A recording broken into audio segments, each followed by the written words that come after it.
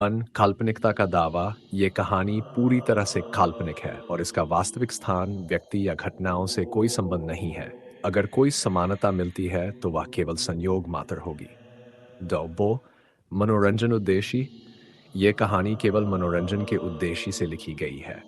इसे किसी भी प्रकार की सत्यता या ऐतिहासिक प्रमाण के रूप में न लें। कोई कानूनी या नैतिक दायित्व नहीं।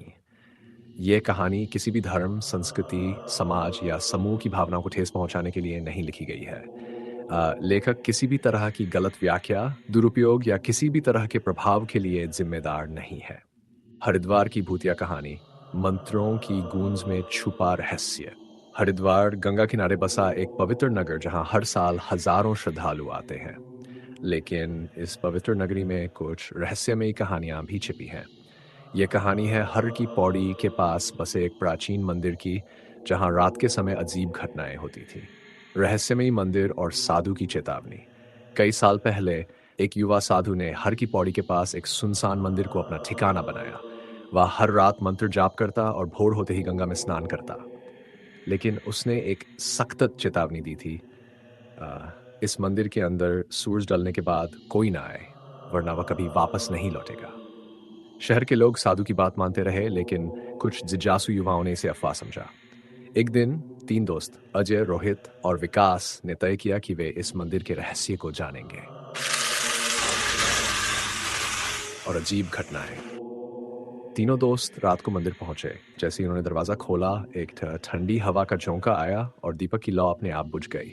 अंदर घुप अंधेरा था, लेकिन अचानक वहां किसी के मंत्र पढ़ने की आवाज गूंजने लगी।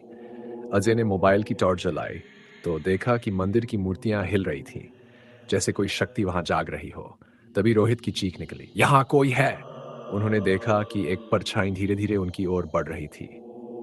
रहस्यमयी शक्ति और भागने की कोशिश। तीनों घबराकर बाहर भागे, लेकिन दरवाजा अपने आप बंद हो गया। तभी मंदिर के अंदर से किसी बूढ़े आदमी की आवाज आई, तुमने साधु की चेतावनी को नजरअंदाज किया, अब कोई तुम्हें नहीं बचा सकता। अचानक वहां एक सफेद साड़ी पहने और बिना चेहरे वाली औरत प्रकट हुई। उसके हाथों से काले धुएं निकल रहे थे।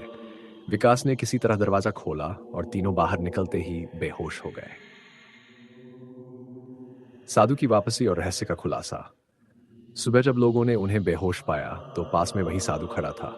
उसने बताया कि यह मंदिर पहले एक तांत्रिक का था, जिसने गलत शक्तियों का प्रयोग किया था। मरने के बाद उसकी आत्मा यहीं कैद हो गई थी।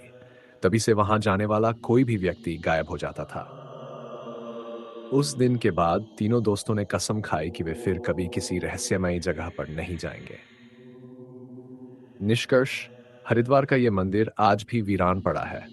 वहां रात को अजीब आवाजें आती हैं और लोग कहते हैं कि जो भी इस चेतावनी को अनसुना करता है, उसे अपनी जान से हाथ धोना पड़ता है। क्या आप कभी ऐसे किसी मंदिर में जाने की हिम्मत करेंगे? अगर आपको ये कहानी पसंद आई तो और भी डरावनी कहानियों के लिए बताइए।